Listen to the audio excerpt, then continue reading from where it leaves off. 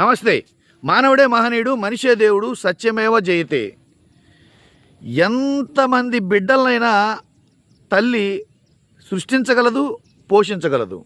కానీ ఈ బిడ్డలందరూ కలిసిన ఒక్క తల్లిని సృష్టించలేరు. పోషించడం కూడా భారంగానే ఫీల్ అవుతారు.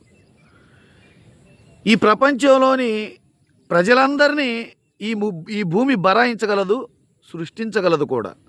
కానీ భూమిని బరాయించే శక్తి ఏ ఒక్క మానవుడికి లేదు.